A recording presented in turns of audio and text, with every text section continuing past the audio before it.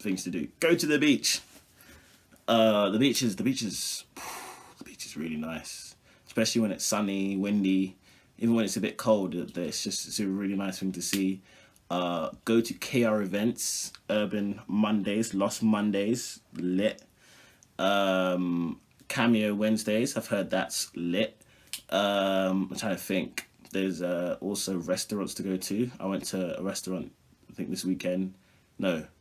last weekend, called Inferno. That was so really I was surprised. From looking at it from outside, it's very different to what it is inside. So Inferno, and I think there's loads of stuff to do. Go to a ferry. I am planning to go on a ferry soon. I only found out you can go on a ferry recently. I am planning to go on a ferry. That is a must. Going on a ferry and doing that. Food shops. I need to explore some foods. I'm not a very explory person, but there's always room for change. But yeah, so just look. I would say look at the whole town centre. Just do that. So